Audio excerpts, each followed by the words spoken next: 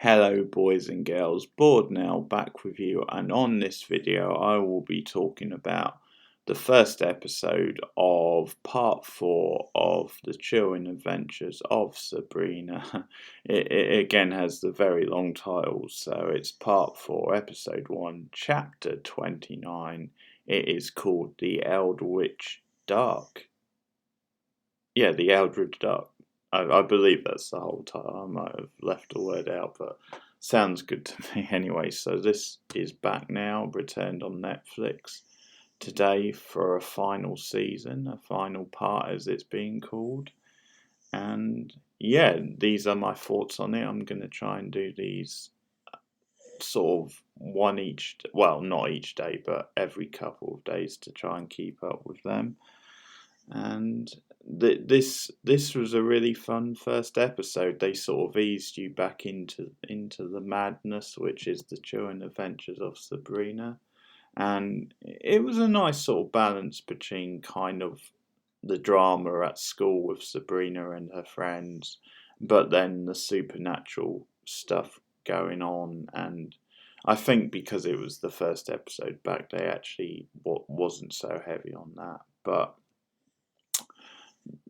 what happens in the episode is that we open up with a very manic Lord Blackwood, as of course, because that seems to always be the case, and he's sort of writing some stuff and talking a lot of gibberish, but as we find out, he has foreseen a prophecy, and the prophecy is that basically 8 different terrors will come. Well, we find out later in the episode it's 8. They will come to Greendale, and this is, I think, what's cool about this episode and the setup for the season is it gives it a real focus from the off, because there's 8 episodes in this season, so it basically means that each episode is gonna sort of have its like monster type thing, its demon of the week, if you like. So it fits in really nicely with the kind of short story type vibe which Chilling Adventures tend to have.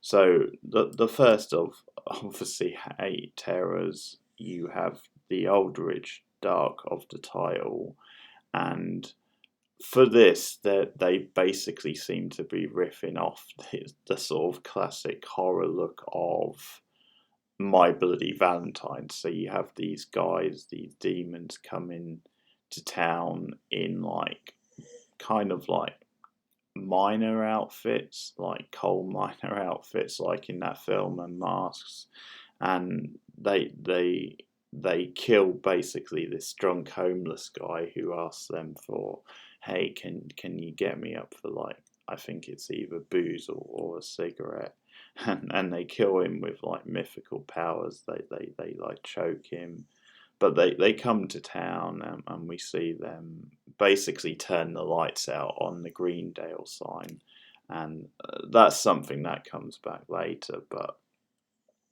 they come to town, and the whole threat of the episode is that they can manifest anybody's fear and project it back at them. So they start working this on the academy, with Zelda, for example. At one point, Zelda is trying to get the academy back on its feet. She's trying now to kind of bring it back to the standard of the Spellmans and their sort of ideals, no longer under the black sort of dark influence, and that's sort of put in threat by these terrors, and they start becoming a threat, and they have a presence around town, and the whole thing at the end of the episode, or towards the end anyway, is that they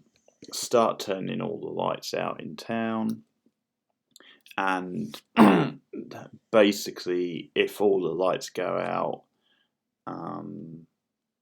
because the lights start going down during the daytime, but they kind of said, well, once it gets dark, and if the whole town is like plunged into darkness, and if that darkness then escapes, it basically could mean the end for the whole of the world, essentially. So it's that sort of plot, and it ultimately leads to Sabrina and her friends, the Fright Club as they're known, to kind of get back together, get the gang back together. And by the end of the episode, everyone's sort of chipping in. You've got Nicholas involved, you've got obviously Ambrose, you've got the family, various characters all coming together. And it's a really fun episode. It's a strong return for the series. I think, obviously, the Terrors are good villains of the week. I think that they have a decent presence, sort of reasonably menacing around town. It's quite a nice idea, them like projecting everyone's fears back at them, and some of their backstory and how it's explained, because essentially back in, like, I think they say it's the 1920s when they're exploring it, it is that they basically killed these miners, and they did it by projecting their fears at them. There's this really sort of funny, macabre scene where Nicholas and Ambrose have this idea of like raising these miners, so they've literally got them from the grave, and they sort of sit up and start talking in like these deep sort of voices, and yeah, they explain the whole thing, but before they can get too much out of them, that they sort of like drop back down. But yeah, there's some good stuff, and Sabrina sort of frowns upon that. But they're decent presents, and Lord Blackwood says at the end that this is just one of eight, so there will be eight overall, meaning there's going to be a different sort of terror, a different sort of threat in each episode. But yeah, the way this episode climax, and the battle between good and evil is really well done, and it's really beautifully done. It's a well told story which sort of climaxes at the end of the episode, but of course it will lead to other things later on. But it's a good example of how you do one of these episodes where it does have like a beginning, a middle, and an end, and it really nails all the points. It's good fun, this episode, but yeah, at one point, because of course well, I should say first of all, like, part of the drama at school in the early part of the episode is that Sabrina is feeling left out of the group because of course she broke up with Nick. Harvey is still with Roz. We'll watch that because that might not be the case at the end, but he still is, and they seem happy together. And of course now Theo is in a relationship as well, and Sabrina feels left out, but feels left out in general, not just the fact that she doesn't have a partner. And there's some cool movie references in this episode, because at the start when she gets up, and the music is really on point. Again, it's time of the season just kicks in as she's getting up and going down for breakfast. But she asks Ambrose, "Hey, they're showing the Evil Dead trilogy at the local picture house," and he doesn't want to go, basically because he's had his own like issues with Prudence, and he's a very sort of reclusive. He's just happy like being by himself and getting on with like the magic stuff. So he says no, and Sabrina's like, oh, because the others are going, but they're obviously going like double date sort of thing. So Sabrina wants someone to go with her. So there's this theme of Sabrina at first feeling left out, um, and that's quite a nice sort of theme. And also she's interested in her darker self, in the other side of Sabrina, the Queen of Hell, because of course that was the whole thing last season when she came back from hell, because she basically, the other version of herself stayed there instead. So you'll know if you've seen the trailer for this season, then the double Sabrinas are going to come into play, and they really come into play in this episode. So it's going to explore, I think, some personal things for her, kind of where she is at this stage in her life, and in relation to her friends, but also her talents, her sort of powers, and how she feels like that. So again, she's quite curious about her darker sort of side. And Ambrose really trips over himself trying to explain, no, it's too risky. You can't go and see the other Sabrina because of timelines, baby. The timelines.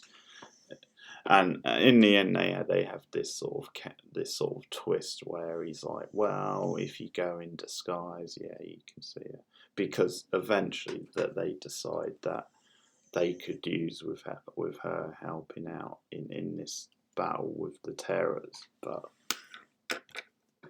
and she goes disguised as an usher and sort of watches the hell version of herself dancing with Caravan, and sort of kind of being all sexy and seductive. But it's sort of weird because then she kind of reveals herself anyway. Says, hey, we need help. But I guess she's been quite sort of distinct. And that ultimately leads to this really great scene at the carnival at the end of the episode, where the gang sort of come together. You've got Nick working again with the Fright Club, and they sort of trap the miners. They sort of trick them into going into one of the tents with light.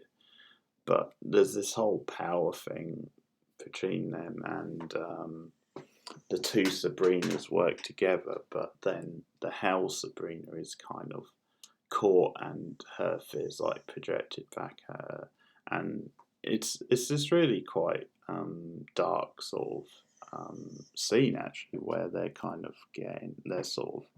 they're getting inside her head, and they're just saying things like, yeah, you're an orphan, you will die alone, and stuff like that. And Sabrina has to come out, our Sabrina that is, and you see the two Sabrinas work together, and the visual of it is really striking and really beautiful. It's a real kick-ass moment. I think we're gonna have some fun with the dual Sabrinas this season, but it becomes this whole gang thing as they sort of bond, because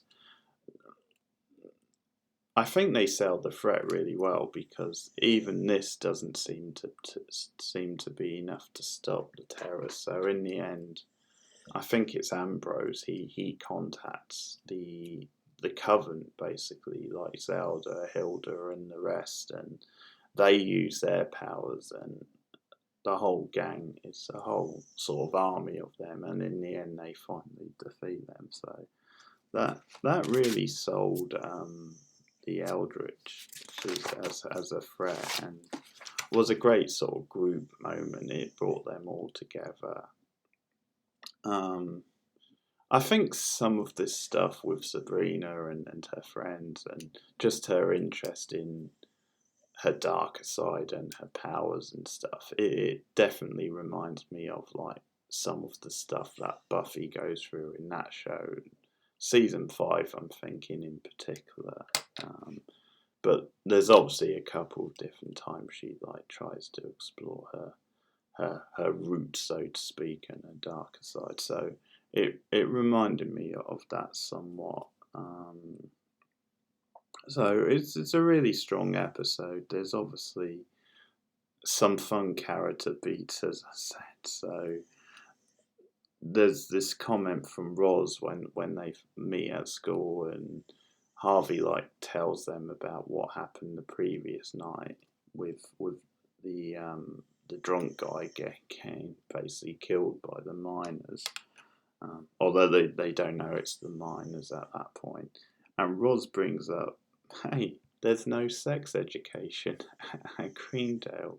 This is outrageous. And what I like about this sort of comment from Roz is that it nicely follows on from I was going to say last season, but from part 3, let's say, the last series, because her concerns is to do with what happened with the Pagrins when they were targeting like virgins. And so Roz is concerned to think, yeah, it could actually be a good idea for us to have sex education. And it's another way of kind of rubbing it in Sabrina's face in a way, because she looks a bit awkward because she's not currently with anyone, and of course Roz is with her ex-boyfriend. There's certain doubts over that at the end of last season. But it's a nice pickup from Roz because it actually sells what happened at the end of last season. And there's a little sort of reference to the crossover universe and obviously Riverdale, because she says, well, they have sex education in Riverdale. But yeah, what happens at school in this episode, a couple of personal sort of things, is that this jock, I think his name was Carl, sort of is interested in Sabrina, but he's quite shy, and he gets like this other jock to go and ask her out, and Sabrina just isn't feeling it really. And then also Melvin, like the nerdy guy at the academy, he also asks her out, and she's like, "No, you're a nice guy, but I'm not really dating at the moment." And that, of course, turns around at the end of the episode, because when after they've won and stuff, and you've got the two Sabrinas, it's sort of like a what the hell type moment, because she agrees to go on dates with both of them. She agrees to go. It's to an alien, like it was either double bill or trilogy. I think it was like the first 2 movies. I tell you what, this is quite a local cinema. But yeah, with Carl, she says, yeah, I'll go out with you to they've got screenings of Aliens this coming weekend, so she goes out on the date with him, and then she goes out. She agrees to go out with Melvin as well, and she says, "Hey, the Rocky Horror Picture Show showing this weekend or whatever." And that's quite a cute little moment, because Melvin's like, "Well, I'll be Brad, and you can be Janet." And I thought at first, well, is this going to be the two of them? Like, one's going out with one and the other's going out with the other one? Because that crossed my mind, because obviously they both of them were together now. But no, it's just Sabrina, the regular Sabrina Spellman. She's going out with both of them. Because the Dark Sabrina, the Hell Sabrina, actually questions this at one point. I can't believe you have 2 boyfriends. And the other Sabrina's like, well, no, that's not the way it's working. And she just sort of passes it off as like having fun. And it's a great scene at the end, because she's dancing to this music, and it's Dancing with Myself, because of course it is. It's kind of on the nose, but it's also just so perfect too, because she's dancing, and at one point Zelda comes up and it's like, turn this bloody racket down, basically, getting all, sort of parenty. But yeah, it's an awesome scene, because Sabrina is literally dancing with herself. So I do like the duality, because it's like she was earlier in the episode, she was talking herself kind of around, and then she's dancing with herself. So that's all really cool. And I think the other stuff to mention is that at one point when she's like feeling left out, it's Hilda who actually tells her to sort of pull this, to sort of like fake like a ghost type thing. So just to get the Fright Club back together, to get them back interested in doing something with Sabrina. And so she fakes like this haunting in like the bathroom. So you've got the two jocks, and it's Billy, and not nice work from Salem, because he actually causes blood to come out of faucets to freak them out. And it starts off this rumour that this ghost of the Bloody Mary is lurking around school, but it's actually Roz who catches Sabrina out. She actually like notices that no, it's Sabrina doing this later, and it leads to this nice little pep sort of talk she gives her, where she's saying things like, "You'll always be my best friend," sort of thing. You don't have to create things to get me to be interested, and yeah, it's this nice little pep sort of moment, because there has been some distance between them. And the other small bit is that Wardwell, Mary Wardwell, she's had her like memory like wiped by Sabrina. She cast a spell so that she couldn't remember that the Spellmans were witches, type of thing. So a logical thing to do, but the issue with that is that she can't.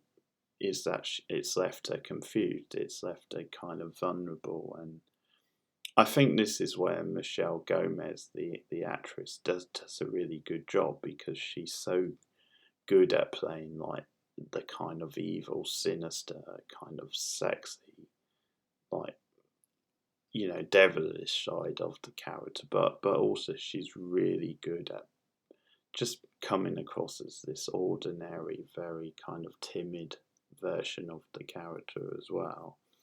So she actually nails this, but this is what happens in the episode, is that it leaves her vulnerable to the pagan church, because at one point, like, one of the new witches comes to the door and is like selling it to her, and basically draws her in, says there's a meeting tonight, and you've got Lord Blackwood there doing like a sermon. Basically, he's on awesome form again, and it draws her in. Basically, it starts getting her mind thinking. So they're obviously going to target Wardwell and try and get her to come over to their side. So there's certain consequences there to what Sabrina has done, and that's something which is good to explore as well, even though you can understand why Sabrina did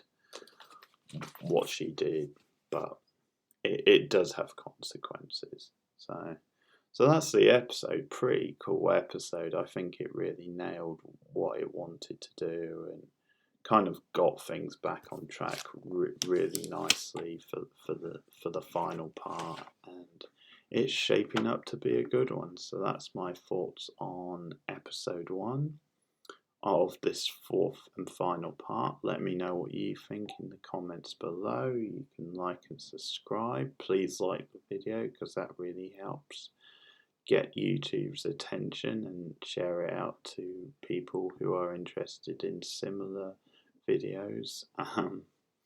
And yeah, keep watching TV, keep supporting the channel, and I'll be back with more chilling adventures soon. So I'll just sign off by saying the classic line, which is, "Red, move your head."